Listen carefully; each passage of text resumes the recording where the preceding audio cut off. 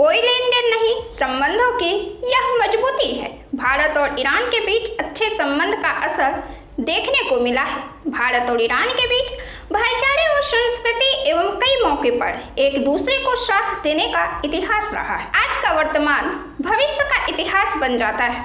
आज एक बार फिर से ईरान ने भारत का साथ दिया है। ईरान ने होर्मुज से भारत के 2 टैंकों को गुजरने दिया है। 2 जहाजों के गुजरने दिए जाने के बाद एक खबर काफी तेजी से दौड़ रही थी कि इसके बदले में भारत ने ईरान के साथ डील की है, जिसे लेकर खुद विदेश मंत्री एस जयशंकर मीडिया से रूबरू होकर सख्त और साफ शब्दों में यह कहते हैं कि भारत और ईरान के बीच कोई डील नहीं हुई है या किसी लेन देन का मामला नहीं है। यह भारत और ईरान के बीच संबंध की बात है। विदेश मंत्री एस जयशंकर ने कहा कि हम इस संघर्ष को बेहद दुर्भाग्यपूर्ण मानते हैं। युद्ध के 16 दिन बाद भारत ने इस तरह से सख्त होकर अपनी बात कही है कि वे इस युद्ध को दुर्भाग्यपूर्ण मानते हैं।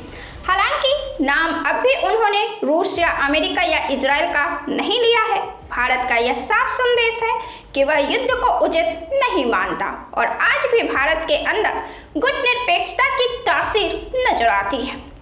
भारत इकलौता ऐसा स्वतंत्र देश था जिसने गुटनिरपेक्षता की नीति अपनाई।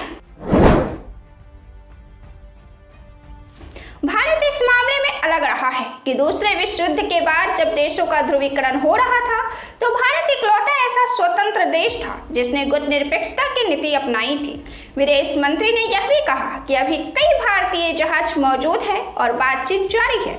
ईरान ने पहले भी यह कई बार कहा कि होर्मुज को सिर्फ उन देशों के लिए रोका गया है जो अमेरिका इजराइल को मजबूत करते हैं।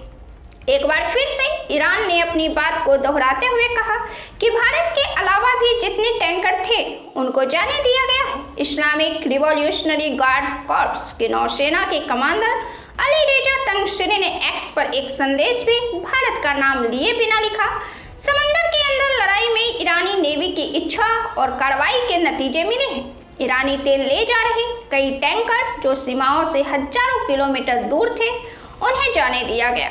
यह खतरे और प्रतिबंध हटाने का वास्तविक मॉडल है।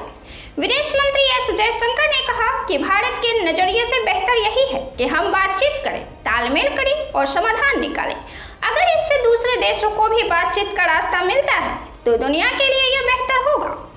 ईरान और अमेरिका के बीच मध्यस्थता में क्या भारत की होगी भूमिका?